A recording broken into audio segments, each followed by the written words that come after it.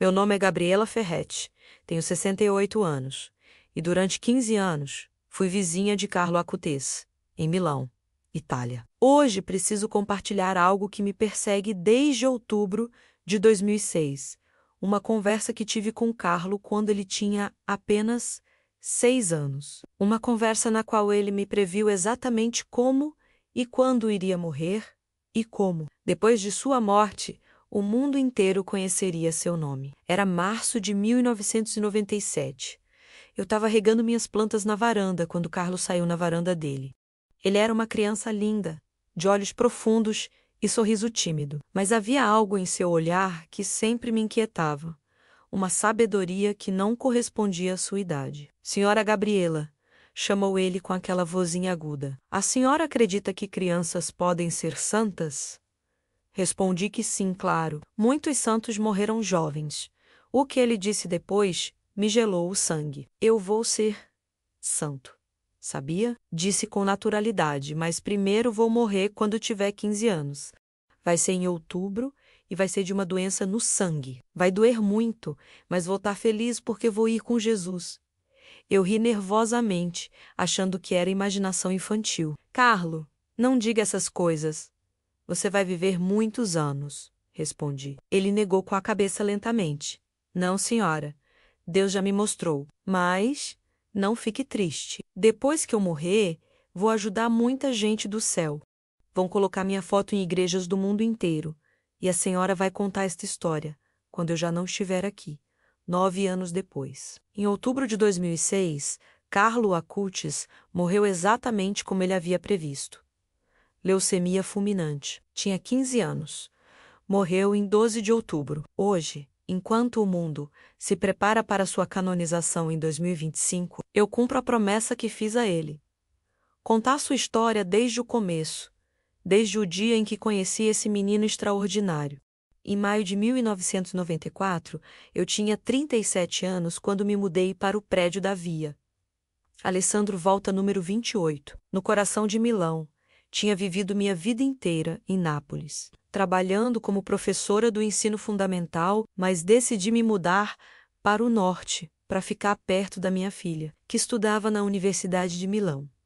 O apartamento que comprei ficava no 3º andar, logo abaixo do apartamento da família Acutis no 4º andar. Era um prédio elegante, em um bairro tranquilo, perfeito para começar esta nova etapa da minha vida. A primeira vez que vi Carlo foi numa tarde ensolarada, no final de maio. Eu estava organizando minhas plantas na varanda, quando ouvi uma vozinha acima. Mamãe, olha, temos uma vizinha nova. Levantei a cabeça e vi uma criança pequena, de apenas 3 anos, inclinando-se sobre a varanda de cima. Seus enormes olhos escuros me olharam com uma intensidade surpreendente. Não era a curiosidade infantil comum que eu havia visto em milhares de crianças durante meus anos de magistério. Era algo mais profundo, mais penetrante. Bom jornal. Saudei com um sorriso gentil. Ele devolveu o sorriso e disse com clareza perfeita, articulando como uma criança muito mais velha. Bom jornal, senhora. Eu sou Carlo. A senhora ama Jesus? Fiquei completamente atônita.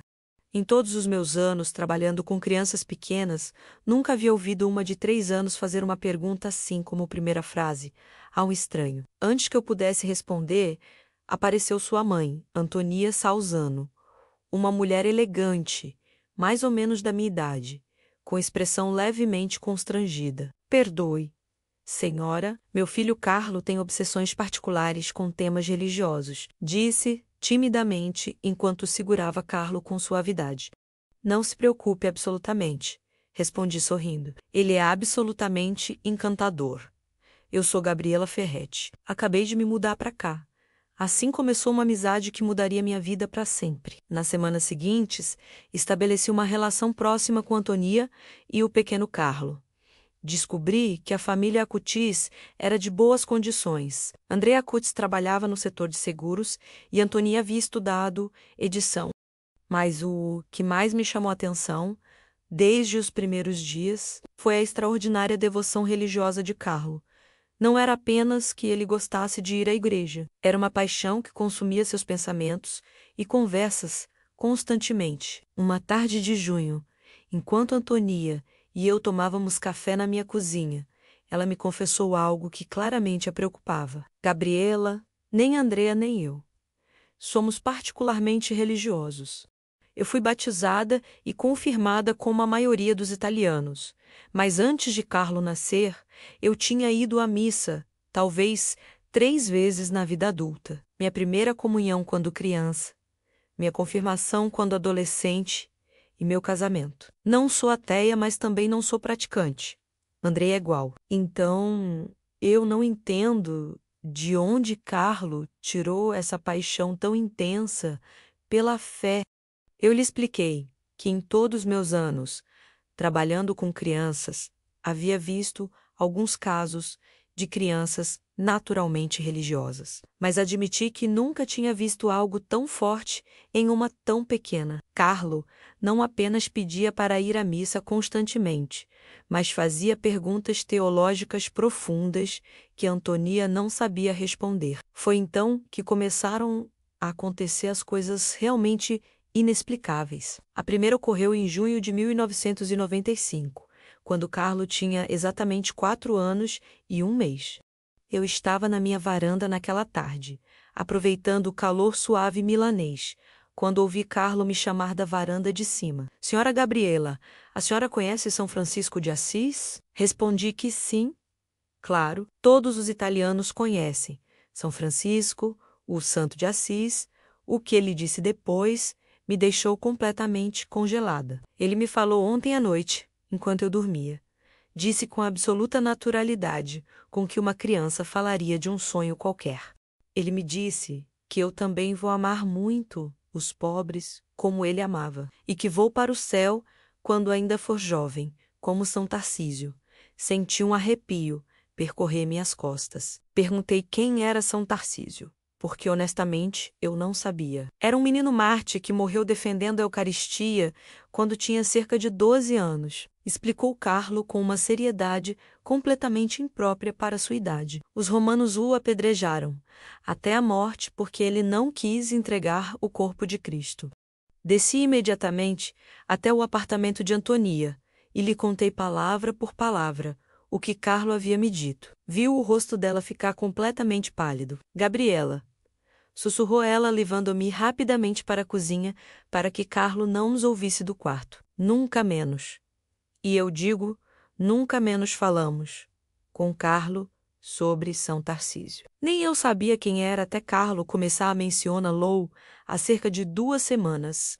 Quando procurei informações na biblioteca, descobri exatamente o que ele me contou. Um menino mártir do século III. Ficamos nós duas, sentadas em silêncio por vários minutos, tentando processar o completamente impossível da situação.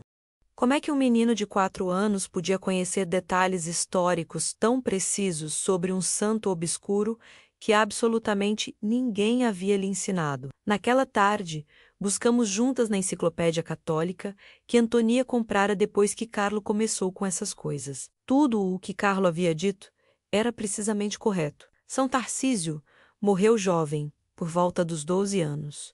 Foi martirizado enquanto protegia a Sagrada Eucaristia da profanação. E os historiadores católicos o consideravam o santo padroeiro dos coroinhas e das crianças que servem na igreja. Há algo no meu filho que não consigo explicar, disse Antonia com lágrimas escorrendo pelas bochechas. Às vezes ele me assusta. Gabriela, às vezes me pergunto se isso é normal ou se devo levá-lo a um psicólogo infantil. Aconselhei que esperasse um pouco mais antes de tomar qualquer atitude drástica, mas que definitivamente ficasse atenta a qualquer comportamento estranho. Os meses seguintes trouxeram mais e mais eventos completamente inexplicáveis. Carlo falava constantemente sobre santos que ninguém jamais havia mencionado para ele. São Domingos Sávio, São Luís Gonzaga, Santa Jacinta Marto de Fátima. Ele descrevia detalhes específicos de suas vidas, suas virtudes, seus sacrifícios, com uma precisão absolutamente assombrosa para sua idade. Mas o mais perturbador de tudo era que Carlo parecia ter algum tipo de conhecimento profético sobre coisas que não havia forma humana de saber. Em setembro de 1995, poucos dias antes de começar seu primeiro ano escolar no Instituto Marcelline Tomaseu, Carlo me disse algo que me gelou o sangue até os ossos. Eu estava na varanda quando ele saiu na dele com sua mochila nova e brilhante. Senhora Gabriela, chamou com aquela vozinha aguda, mas surpreendentemente clara. Minha nova professora vai se chamar Senhora Benedetta. Ela está muito triste no coração porque o marido dela está muito doente com câncer, mas ele vai melhorar se ela começar a rezar o rosário todos os dias. Meu anjo da guarda me disse ontem à noite. Perguntei, tentando manter a voz calma, como ele sabia o nome da professora se ainda nem tinha começado as aulas. Meu anjo da guarda me disse ontem à noite, enquanto eu dormia. Respondeu com total naturalidade, como se falar com anjos fosse a coisa mais normal do mundo. No dia seguinte, quando Carlo voltou de seu primeiro dia de aula, confirmou que sua professora realmente se chamava Benedetta. 2 semanas depois, Antonia me contou algo ainda mais perturbador. A professora Benedetta aproximara-se dela depois da aula, visivelmente emocionada e muito confusa. Senhora Acutis, disse com voz trêmula, seu filho Carlo fez algo muito estranho, hoje no recreio. Ele se aproximou de mim, pegou minha mão, olhou-me diretamente nos olhos e disse, professora, não fique triste pelo seu marido doente. Se rezar o rosário todos os dias com fé, ele vai melhorar muito. Deus me prometeu.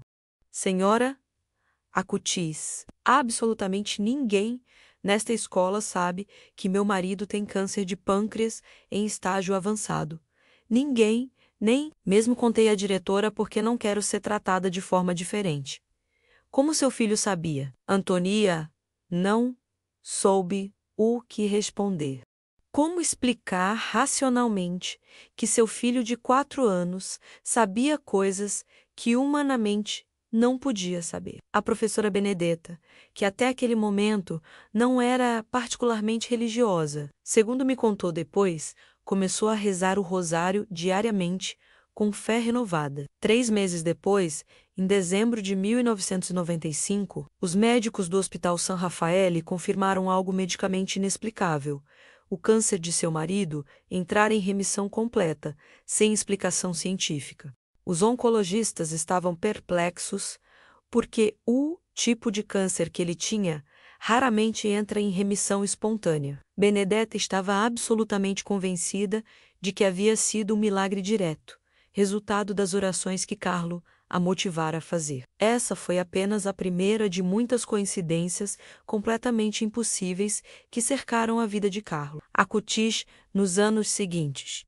Em março de 1996, quando Carlo tinha recém-completado 5 anos, os eventos sobrenaturais se intensificaram dramaticamente, tanto em frequência quanto em intensidade. Uma noite que nunca esquecerei, por volta das 2h30 da madrugada, acordei ouvindo um canto lindíssimo que parecia vir do próprio céu. A princípio, pensei confusamente que fosse o rádio ou talvez a televisão de algum vizinho, mas o som era bonito demais, puro demais, etéreo demais, para ser algo gravado.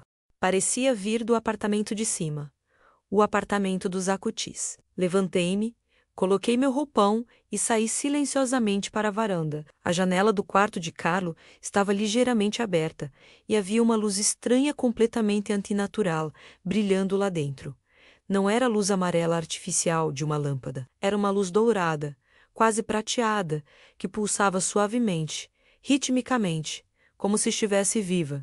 Com o coração acelerado, espreitei cuidadosamente, tentando não fazer barulho, e o que vi me deixou sem ar, paralisada de espanto e também de um pouco de medo. Carlo estava ajoelhado no chão diante de seu pequeno altar doméstico, onde havia um crucifixo de madeira, uma bela imagem da Virgem Maria e algumas estampas de santos, mas o menino definitivamente não estava sozinho naquela sala. Ao seu redor, havia o que só posso descrever como presenças angelicais. Eram formas vagamente humanas, translúcidas e luminosas, movendo-se de maneira lenta e graciosa ao redor dele. Pareciam figuras humanas adultas, mas feitas inteiramente daquela luz dourada e prateada que enchia todo o quarto. O canto celestial vinha diretamente daquelas presenças. Era um canto em latim, embora na hora eu não soubesse identificar o idioma. Carlo falava com elas com total naturalidade, exatamente como falaria com amigos próximos da escola. Sim, eu entendo perfeitamente, ouvi-o dizer com sua voz infantil, mas com um tom de maturidade surpreendente. Eu vou sofrer muito quando chegar o momento, mas vai ser só por um período bem curto. E depois eu vou estar com vocês no céu, por toda a eternidade. As figuras luminosas pareciam inclinar suas cabeças translúcidas, em sinal de concordância. Uma delas estendeu o que claramente parecia ser uma mão brilhante e tocou suavemente a cabeça de Carlo, num gesto de bênção ou consolo. O menino fechou os olhos e sorriu com uma expressão de paz tão absoluta e profunda que me fez chorar. Fiquei completamente paralisada em minha varanda, sem ousar sequer respirar fundo, incapaz de processar mentalmente o que meus olhos estavam vendo. O canto angelical continuou por aproximadamente 5 minutos. Depois, as figuras luminosas começaram a desaparecer gradualmente, como fumaça fina dissipando-se no ar. A luz dourada e prateada foi se apagando lentamente, suavemente, e o quarto de Carlo voltou à escuridão normal da noite. Carlo simplesmente levantou-se do chão com movimentos tranquilos. Deitou-se em sua caminha e adormeceu profundamente, como se absolutamente nada extraordinário ou sobrenatural tivesse acontecido. Fiquei tremendo violentamente na varanda por quase 1 hora inteira, tentando desesperadamente convencer a mim mesma de que tudo fora um sonho vívido, uma alucinação causada pelo sono. Mas eu sabia, no fundo do meu coração, que tinha sido completamente real. Na manhã seguinte, assim que o sol nasceu, não consegui mais segurar aquilo. Desci para o apartamento dos Acutis e pedi a Antonia que falássemos em total privacidade. Contei exatamente, palavra por palavra, o que havia visto na madrugada.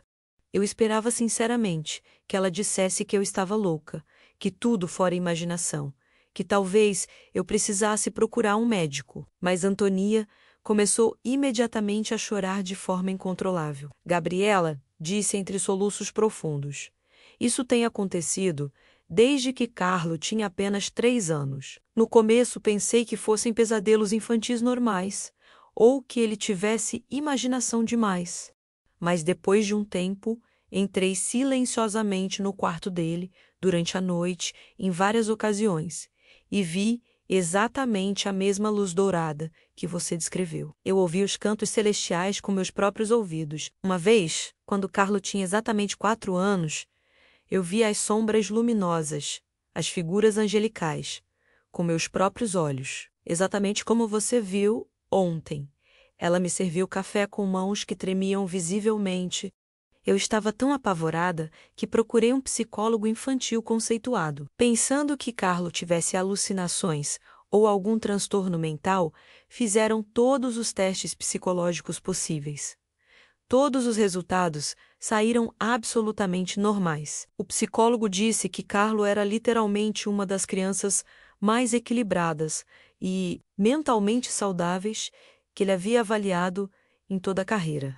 Antonia também me contou que não tinha dito nada ao marido, Andrea, porque tinha medo de que ele pensasse que Carlo precisava de medicação psiquiátrica forte. Em junho de 1996, aconteceu outro evento dramático que confirmou definitivamente que Carlo tinha algum tipo de conhecimento sobrenatural ou profético. Eu estava fazendo compras no mercado local quando encontrei Antonia, visivelmente agitada. Ela agarrou meu braço e praticamente me arrastou até um café nas proximidades. Contou que naquela manhã, durante um café da manhã completamente normal, Carlo havia deixado o pote de cereal pela metade, olhado para ela com uma seriedade absoluta e dito: "Mamãe, o vovô Antônio está muito doente do coração agora. Você precisa ligar para a vovó Rosa imediatamente e dizer para levá-lo ao hospital de urgência." Tem algo muito ruim bloqueando o coração dele. Meu anjo da guarda me acordou ontem à noite, especificamente para dizer isso. Antonia ficou paralisada. Seu pai, Antônio Salzano, vivia na Campânia, a mais de 700 quilômetros de distância. Ela havia falado com ele por telefone, apenas 2 dias antes. E ele estava perfeitamente bem, sem nenhum sintoma. Como você sabe disso, Carlo? Perguntou. Meu anjo da guarda me disse ontem à noite, respondeu ele. Disse que, se não o operarem de emergência hoje ou amanhã, ele vai morrer muito em breve do coração. Mais tarde, os médicos descobriram que Antônio tinha uma artéria coronária 95% bloqueada e estava literalmente à beira de um infarto massivo fatal. Ele foi operado naquele mesmo dia, e a cirurgia salvou sua vida. Depois desse episódio com o avô de Carlo, tanto Antonia quanto eu entendemos definitivamente que não estávamos lidando com uma criança comum. Carlo tinha algum tipo de conexão direta com o divino, algo que nenhuma de nós conseguia compreender com a lógica humana. Os meses seguintes trouxeram ainda mais coincidências que desafiavam todas as explicações racionais. Carlo previu que nossa vizinha do segundo andar, Senhora Rossi, estava grávida 3 semanas antes de ela mesma descobrir. Previu que o filho adolescente do porteiro, desaparecido havia 2 semanas, voltaria para casa completamente são e salvo numa sexta-feira à tarde, às 5 horas, e exatamente nesse dia e horário ele voltou. Previu que haveria um pequeno incêndio no apartamento do 5º andar na terça-feira seguinte, e assim aconteceu, felizmente, sem vítimas. Cada predição se cumpria com precisão assustadora, mas nenhuma dessas coisas se comparava ao que Carlo me revelou pessoalmente em março de 1997. Na conversa que mencionei, no início deste testemunho, a conversa que mudou minha vida para sempre. Ocorreu em uma tarde tranquila de sábado. Eu estava na varanda, regando meus gerânios, quando Carlos saiu ao seu balcão, com uma expressão incomumente séria para um menino de 6 anos. Senhora Gabriela, chamou, num tom que capturou imediatamente toda a minha atenção. Preciso lhe dizer algo muito importante. Algo que a senhora tem que lembrar para sempre. Seu tom era tão grave e solene que imediatamente larguei o regador e dei total atenção a ele. O que foi, Carlo? Perguntei, sentindo um nó se formar no estômago. Ele me olhou diretamente nos olhos com aqueles olhos profundos e escuros que sempre me intimidavam um pouco. A senhora me perguntou há alguns dias se crianças podem ser santas. Começou ele com voz clara. Sim. Lembro perfeitamente dessa conversa, respondi. Eu vou ser santo, declarou com convicção total e absoluta.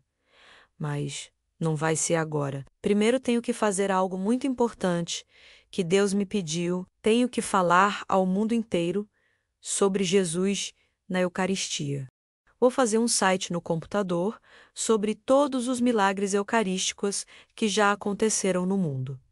Fiquei enormemente surpresa que um menino de 6 anos sequer soubesse o que era um site. Em 1997, computadores pessoais mal começavam a se popularizar nos lares italianos. Pouquíssimas crianças, da idade dele, sabiam qualquer coisa sobre internet ou programação. Depois que eu terminar esse trabalho importante, continuou Carlos sem pausa. Quando eu tiver exatamente 15 anos, vou ficar muito doente. Vai ser uma doença no sangue chamada leucemia. Meu coração literalmente parou por um instante. Carlo, por favor, por que você diz essas coisas tão terríveis? Perguntei com voz trêmula, sentindo lágrimas se acumularem nos meus olhos. Porque Deus me mostrou claramente, senhora, respondeu com total tranquilidade. Ontem à noite, Jesus veio pessoalmente ao meu quarto. Não foi um sonho comum, senhora Gabriela. Ele estava realmente aqui, fisicamente presente. Tocou minha cabeça com a mão e me mostrou visualmente todo o meu futuro completo, desde agora até o dia da minha morte. As lágrimas começaram a escorrer livremente pelo meu rosto, enquanto eu ouvia aquelas palavras impossíveis. Eu vi claramente que vou morrer em outubro do ano 2006, continuou Carlo, com aquela calma sobrenatural. Vou ter exatamente 15 anos. vou ficar doente com uma leucemia muito agressiva e vou ficar doente só por um período bem curto, cerca de uma semana. Vai doer muito, a dor vai ser terrível, mas eu vou oferecer absolutamente todo esse sofrimento pelo Santo Padre, o Papa, e por toda a Igreja Católica Universal. Eu não conseguia acreditar no que estava ouvindo. Carlo, meu querido, você não pode saber essas coisas, disse soluçando. Absolutamente ninguém sabe quando vai morrer. Isso é algo que só Deus sabe. Ele sorriu para mim com uma sabedoria que parecia pertencer, não a um menino de 6 anos, mas a alguém com 80 anos de experiência. Mas eu sei, senhora, porque foi Jesus quem me mostrou. E tá tudo perfeitamente bem assim. Não tenha medo por mim. Pelo contrário, eu vou estar muito feliz quando chegar o momento, porque finalmente vou estar com Jesus para toda a eternidade. Ele se aproximou mais da grade da varanda e abaixou um pouco a voz, como quem compartilha um segredo. Depois que eu morrer, continuou Carlo com absoluta certeza, Deus vai fazer muitos milagres extraordinários através do meu corpo e da minha intercessão desde o céu. A minha fotografia vai estar pendurada em igrejas de todo o mundo, absolutamente todo o mundo. E pessoas peregrinas de muitos países diferentes vão vir rezar e pedir favores onde estiver minha tumba. Ele fez uma pausa e me olhou intensamente. E o mais importante de tudo, senhora Gabriela, é que a senhora especificamente tem a missão de contar esta história inteira. Quando eu não estiver mais fisicamente aqui, a senhora será minha testemunha principal de que eu já sabia exatamente tudo o que ia acontecer. É por isso que estou lhe dizendo absolutamente tudo isso. Agora, com tanto detalhe, para que, quando tudo acontecer exatamente como estou dizendo, a senhora saiba com certeza absoluta que não foi acaso nenhum, nem coincidência. Foi o plano perfeito de Deus desde toda a eternidade. Perguntei com voz quebrada se a mãe dele, Antonia, sabia de tudo aquilo. Não, ainda não, respondeu balançando a cabeça. Mamãe fica muito triste e chora muito quando eu falo da minha morte futura. Mas a senhora é forte, senhora Gabriela. A senhora pode guardar esse segredo sagrado até chegar o momento certo de revelá-lo. Fiquei sozinha, na varanda, naquele entardecer, completamente destruída emocionalmente, observando Carlo voltar calmamente para dentro de casa, como se tivesse acabado de falar sobre o clima. Naquela noite, não consegui dormir nem um minuto. Revirei-me na cama, por horas intermináveis, tentando processar o que havia ouvido. Seria realmente possível que uma criança de 6 anos soubesse com exatidão matemática como, quando e de que morreria? Ou seria algum tipo de fantasia mórbida que exigia intervenção psicológica imediata, mas algo dentro de mim menos algo profundo, uma intuição inevitável, dizia com clareza absoluta que Carlo estava dizendo a verdade. Os anos seguintes confirmaram repetidamente que Carlo Acutis, definitivamente, não era um menino comum, de modo algum. Em 1998, quando completou 7 anos, recebeu sua primeira comunhão em uma cerimônia belíssima no convento de Santo Ambrósio ad Nemos, em Milão. Antonia me contou, com uma mistura de admiração e preocupação, que desde aquele exato dia, Carlo passou a insistir absolutamente em ir à missa todos os dias, sem exceção alguma, e em passar longos períodos em adoração eucarística todas as tardes.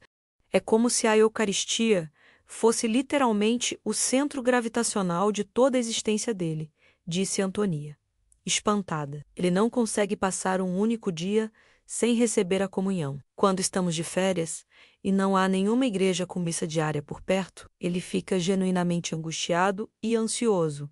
Mas o que mais me impressionava profundamente era a consistência absoluta de Carlo. Diferente de outras crianças e adolescentes que passam por fases religiosas intensas e depois as abandonam, a devoção de Carlo só crescia e se aprofundava a cada ano. Aos 9 anos, no ano 2000, Carlo começou a aprender completamente sozinho, programação de computadores e design de sites. Um dia, curiosa, pedi que me explicasse o que estava fazendo. E ele me mostrou, orgulhoso, um projeto ambicioso que estava criando com enorme dedicação.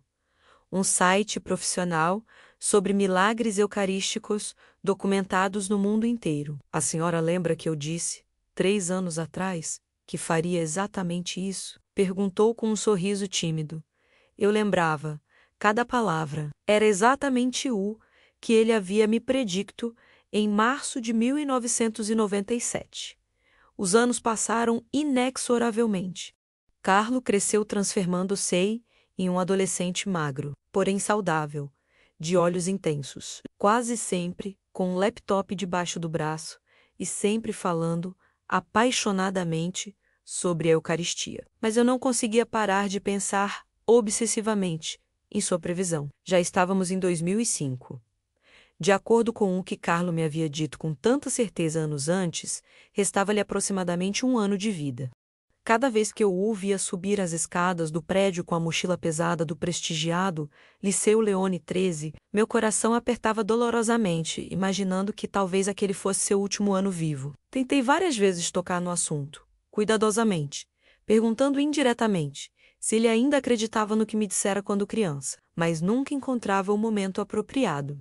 Como perguntar a um adolescente de 14 anos se ele ainda acredita firmemente que vai morrer dentro de 1 ano. Em março de 2006, exatamente 9 anos depois daquela conversa profética na varanda, Carlo veio me visitar pessoalmente. Era um sábado à tarde. Ele bateu à minha porta com uma expressão incomumente séria. Senhora Gabriela, podemos conversar um momento em privado? Perguntou com tom solene. Sentei-me com ele na sala e servi limonada fresca. Carlo me olhou diretamente com aqueles olhos profundos, agora pertencentes a um jovem quase adulto, mas com a mesma intensidade espiritual de quando era criança. A senhora se lembra perfeitamente da nossa conversa no balcão, quando eu tinha exatamente 6 anos? Perguntou sem rodeios. Senti meu coração parar. Sim, Carlo, eu me lembro vividamente de cada palavra, respondi com voz trêmula. Quero que a senhora saiba, com absoluta certeza, que tudo, menos absolutamente tudo, o que lhe disse naquele dia continua sendo completamente verdade, afirmou, olhando-me intensamente. Falta muito pouco tempo, senhora. Este ano, 2006, tudo vai acontecer, exatamente como contei tantos anos atrás. As lágrimas começaram a cair incontrolavelmente pelo meu rosto. Carlo, por favor, não fale assim. Você é tão jovem, tão cheio de vida. Você ainda tem toda uma vida linda pela frente. Implorei, sentindo meu coração quase se partir. Ele segurou minhas mãos enrugadas com uma ternura tão profunda que me desarmou completamente. Senhora Gabriela, por favor, não fique triste por mim. Eu estou genuinamente feliz e em paz. Eu já cumpri a principal missão que Deus me deu aqui na Terra. O site sobre os milagres eucarísticos está completamente terminado e já está ajudando milhares de pessoas ao redor do mundo a descobrir, compreender a presença real de Jesus na Eucaristia. Tenho recebido a comunhão diariamente, durante muitos anos. Tentei viver cada dia amando a Deus com todo o meu coração e ajudando ativamente os pobres e necessitados. Estou completamente pronto para o que vai acontecer muito em breve. A paz dele era absolutamente desconcertante, quase antinatural. Ali estava um jovem de apenas 15 anos, falando calmamente sobre sua própria morte iminente, com uma serenidade maior do que muitos adultos têm ao falar sobre o clima. Quando tudo acontecer, continuou Carlo com voz suave, minha mãe vai precisar de muito apoio emocional e espiritual. Ela ainda não entende, nem aceita totalmente o que muito em breve vai acontecer. Por favor, fique muito perto dela. Quando chegar o momento certo, conte a ela nossa conversa detalhada de 9 anos atrás. Isso vai ajudá-la imensamente a compreender que tudo isso foi cuidadosamente planejado por Deus desde toda a eternidade. Não foi acidente algum. Eu prometi solenemente que faria isso, embora cada palavra saísse com enorme esforço. E lembre-se sempre, acrescentou Carlo, levantando-se lentamente para ir embora. Depois que eu for para o céu, vão acontecer muitas coisas extraordinárias e milagrosas.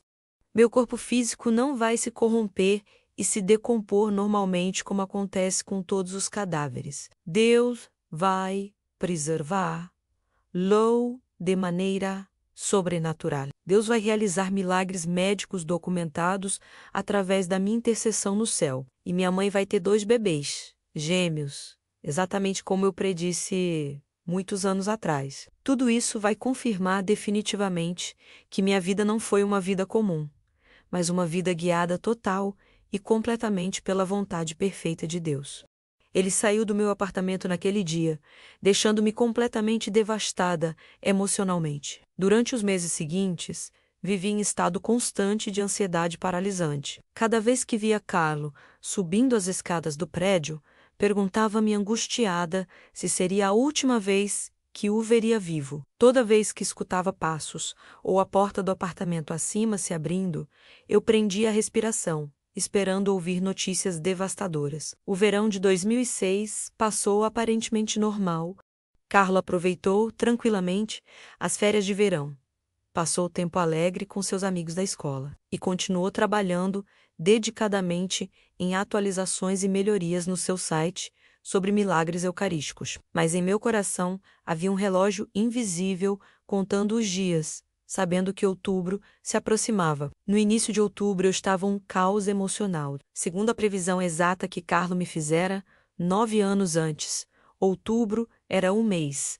Na segunda-feira, 2 de outubro de 2006, vi Carlo sair do prédio normalmente para ir à escola, como em qualquer outro dia. Parecia perfeitamente saudável, sorridente, cheio de vida e energia. Mas na tarde de terça-feira, 3 de outubro, ouvi um movimento incomum e preocupante no apartamento acima, menos vozes aflitas, passos apressados para lá e para cá.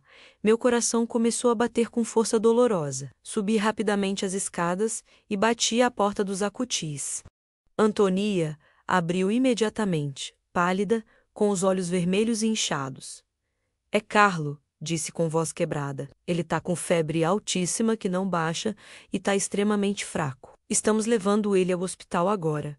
Vi Carlos sair devagar do quarto, apoiando-se pesadamente no pai, Andrea. O jovem que eu havia visto perfeitamente saudável, menos de 24 horas antes. Agora, parecia muito fraco, com olheiras profundas e a pele pálida como papel. Mas quando seus olhos encontraram os meus na porta, ele sorriu levemente e murmurou com voz quase inaudível. Já começou, senhora Gabriela, lembre-se de tudo que eu disse. Os dias seguintes foram uma verdadeira tortura. Carlo foi levado às pressas para a clínica de Marci, em Milão, onde realizaram vários exames. O diagnóstico veio rápido e devastador. Leucemia promelocítica aguda M3, uma das formas mais agressivas e fulminantes de câncer sanguíneo existentes. Os médicos informaram à família que o caso estava extremamente avançado e que provavelmente ele teria apenas uma semana de vida, talvez menos. Carlo foi imediatamente transferido para o Hospital San Gerardo, em Monza, para tratamento intensivo. Antonia estava destruída, completamente quebrada. Passava todas as noites no hospital sem dormir um minuto sequer, tentando aproveitar cada instante com seu único filho. Eu a visitava todos os dias, levando comida caseira, roupas limpas e palavras de consolo que pareciam vazias até para mim. Na sexta-feira, 6 de outubro, quando visitei Carlo no hospital, fiquei profundamente impactada pela atitude dele. Apesar de estar sofrendo claramente, envolto em tubos, agulhas e monitores, seu rosto tinha uma paz sobrenatural. Senhora Gabriela, disse ele com voz débil, mais clara, por favor, não chore por mim. Estou oferecendo voluntariamente todo esse sofrimento pelo Santo Padre e pela Igreja Católica. Cada dor tem um propósito divino. Sinto a presença física de Jesus comigo o tempo todo, especialmente à noite. Quando a dor aumenta, na terça-feira, 10 de outubro, Carlo pediu especificamente para receber a unção dos enfermos. O padre Giovanni, seu confessor há muitos anos, veio ao hospital. Ao terminar o sacramento, saiu do quarto com lágrimas escorrendo pelo rosto. Esse jovem é um santo vivo, disse a mim com voz quebrada. Naquela tarde, Carlo pediu que Antonia me chamasse com urgência. Quando cheguei, ele estava extremamente fraco, mas totalmente lúcido. Fez um sinal para eu me aproximar. Senhora Gabriela, sussurrou, segurando minha mão com a pouca força que restava. Quero que saiba que absolutamente tudo o que lhe disse quando eu tinha 6 anos está acontecendo exatamente, palavra por palavra. Amanhã, quarta-feira, vou entrar em coma profundo e, na quinta-feira, 12 de outubro, vou finalmente ao céu com Jesus. Não tenha medo algum. E, por favor, não deixe minha mãe perder a fé. Isso tudo tem um propósito divino belíssimo que ela vai entender com o tempo. As palavras dele foram proféticas, com precisão assustadora. Na quarta-feira, 11 de outubro de 2006, por volta das 3 da tarde, Carlo entrou em coma devido a uma hemorragia cerebral causada pela leucemia. Os médicos tentaram absolutamente tudo, mas sua condição era irreversível. Todas as funções cerebrais começaram a falhar progressivamente. Às 18h45 da quinta-feira, 12 de outubro de 2006, os monitores emitiram o som contínuo que marca a parada cardíaca. Carlo Acutis, com 15 anos, 5 meses e 9 dias, morreu exatamente como havia previsto, menos com precisão impossível, menos 9 anos, 7 meses e 10 dias antes.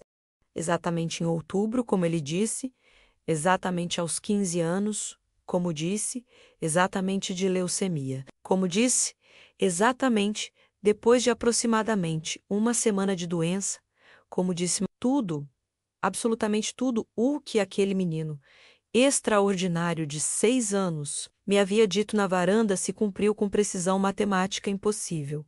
Mas as predições de Carlo não terminaram ali. Em janeiro de 2019, mais de 12 anos depois de sua morte, o corpo de Carlo foi exumado para o processo de beatificação.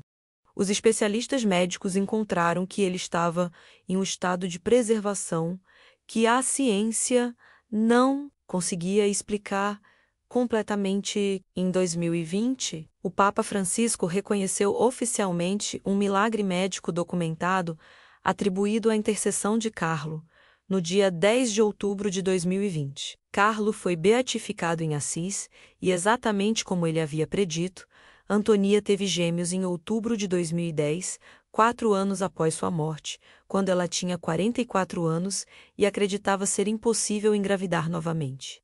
Em 2024, um segundo milagre foi oficialmente confirmado. E agora, em 2025, Carlo Acutis será canonizado santo da Igreja Católica Universal. Hoje, enquanto escrevo este testemunho com as mãos tremendo, passaram-se quase 19 anos desde que Carlo partiu para o céu. Eu tenho agora 68 anos. Meu cabelo é completamente branco e meu corpo sente o peso das décadas. Mas minha memória daquele menino extraordinário é mais clara e vívida do que nunca. Cumpro hoje a promessa sagrada que fiz a Carlo quando ele tinha apenas 6 anos.